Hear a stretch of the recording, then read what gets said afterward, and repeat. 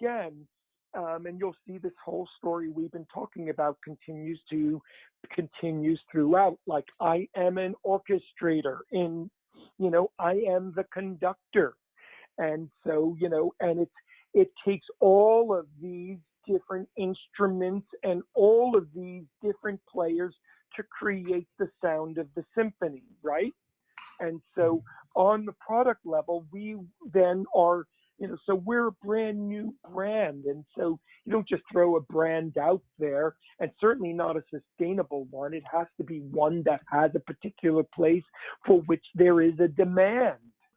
And so we are looking, for example, our classic product approach as opposed to something that's trendy.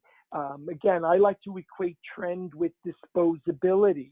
Disposability equals waste. We're looking at products. So in terms of product longevity, we consider the durability of fibers down to the scientific level. The durability of fibers. We look at the eco-friendliness of materials with which to dye the merchandise, so that again, that we are all times considering water conservancy, we are considering land use, we are considering emissions, which is all about impact. So we are a brand that is committed to locally sourcing all of our materials. We're not shipping from different countries, but we work to have everything locally provided. We are a company that really focuses on local businesses. So we don't bring, even though we're a USA brand, we don't bring everything to the USA to do then USA photography and USA models. We do everything. Right now, we're focused in one country of origin. We develop local businesses by using local photographers, by using local locations and using local models. Our product development is done offshore and local. So we are really committed to being transparent where we are. Transparency is very important. And all of these details goes into the determination of what product and how that product should be. So when I talk about what I've been doing in terms of being able to pitch venture capital and that we have a roadmap, we didn't invent just some plan from now for the next 7 years, but we tied that plan to a specific product roadmap with specific distribution to achieve specific financial goals that can then scale over 7 years to come up with a financial plan that investors would find lucrative and interesting.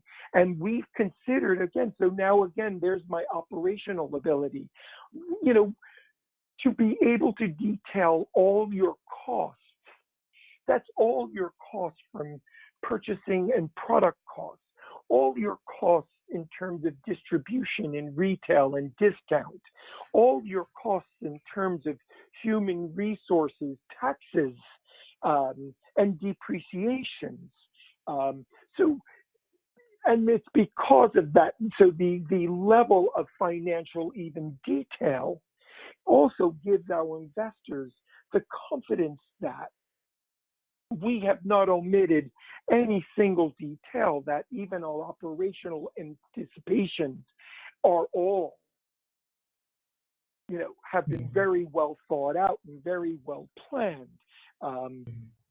So on a daily basis, I do things from working and leading teams through the daily requirements of retail, because we are direct to consumer.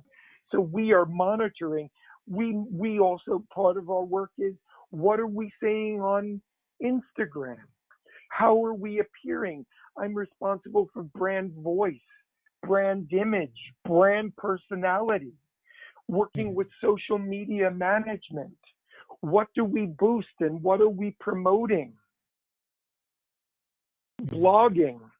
So I am behind building, in this case, I am now taking all of my abilities of supply chain management comes to bear in being a brand, because most brands are just concepts, right? Most brands just have a concept. Yeah.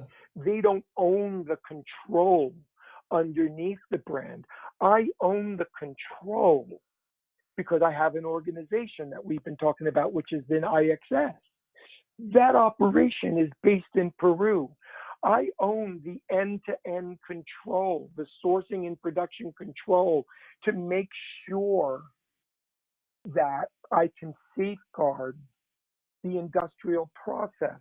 Not only just safeguard it in terms of the sustainable criteria and the sustainable approaches, but also to make sure that what I deliver is a premium product, so that I can deliver to my customer and meet their expectation of giving them a premium experience. You know, customers today, especially, they don't just want clothing, they want an experience.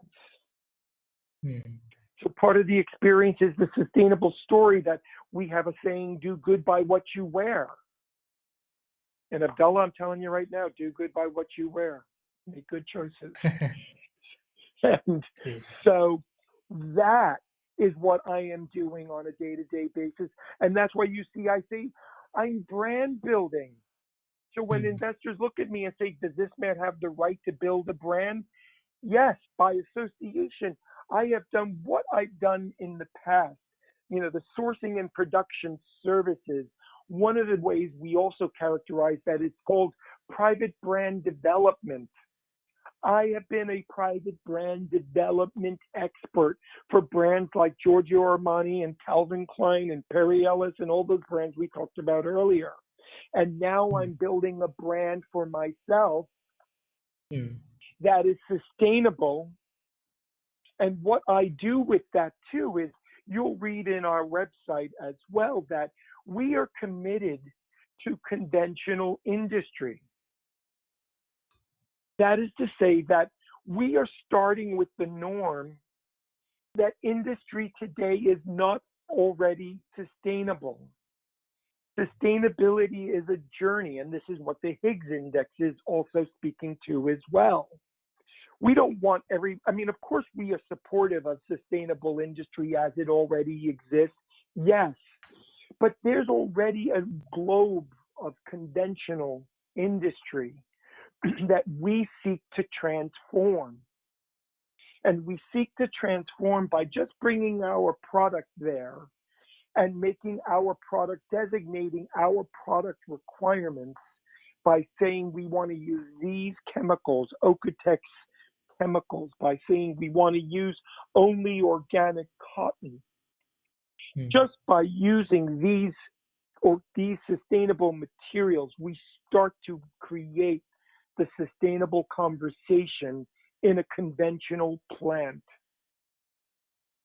You know, just Mm. by our leading correct lead times and not chasing something in a hurry like fast fashion, we Mm. are then subscribing to formal labor. You start to beget informal labor when you start to create scenarios that cause for overtime. And then industry doesn't want to pay overtime. So now you've got people working, maybe not even being paid. So working within correct labor parameters by not chasing. So we are transformers also as advocates of sustainability. We also are committed to transforming conventional industry. And that's where the Higgs also comes in. Mm. Higgs wants to get people on Higgs Index because we're going to presume that you're going to start with a very low score. But now you are on a system that can help you to measure your progress. And even if your progress measures only 1 point improvement the next year, it's still another point of improvement than it was before you didn't know anything about it. So similarly, Truth Alone is committed, and that's why we are such one, that's why, the synergy between Truth Alone and also the Higgs is that, we are committed to the same things.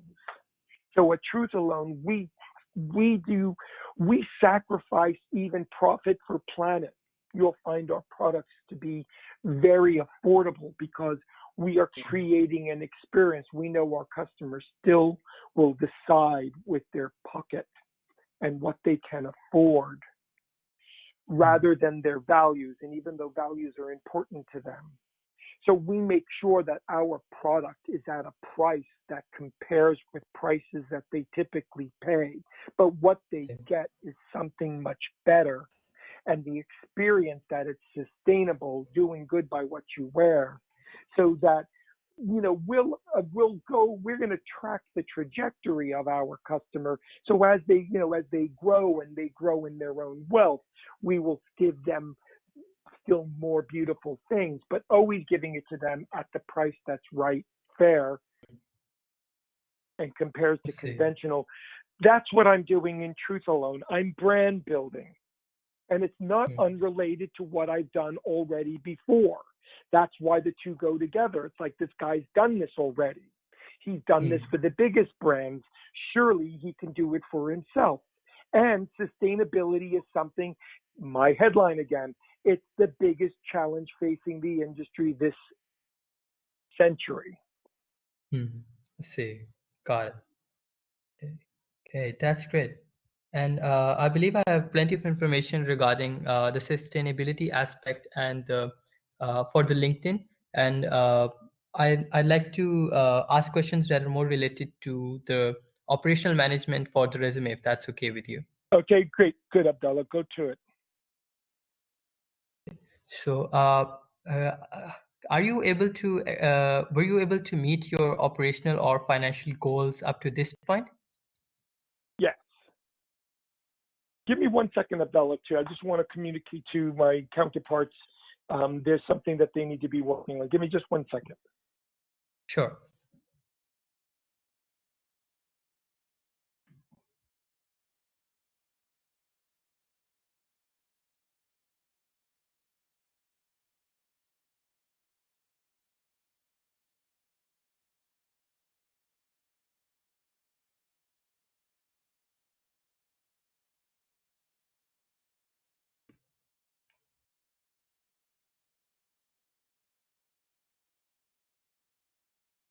Okay, Abdullah, I'm back. So go ahead. Can you elaborate on what financial goals did you set for your company and what were some of the major issues that you faced to meet them? Well, financial goals are always about, it's always about scaling profitability. Financial goals always involve operational costs. Profit and loss is ultimately what it says. It accounts for, Hmm. you know, profit and loss management accounts for full operational costs, all taxes, all amortizations, so that you come down to where you have, your net profit before taxes, EBITDA, earnings before taxes and amortization. Um, so setting those goals then is about sales. Now, sales in my industry or in my past industry, as it was related to private brand development. It's not like Giorgio Armani or Calvin Klein just came to my door and said, "Hey, Don, here's business." Hmm. Each season, it required us. We had to have a hook. And so we're talking about designers in these institutions. I had to provide these designers with inspirational direction. So, and we're talking about, it's not like this just happens, a week in advance. In this industry works a year and a half out. So inspirational direction, for example, inspirational direction for spring summer 2020 starts taking place in January 2019. So we Hmm. had to lead then um, inspirational. Um, it starts with raw material. So by client, we had to know who our client is. and what it is that they've Mhm. already have sold, because again, there's history and there's continuity. So we would source raw materials that we felt the design teams for each client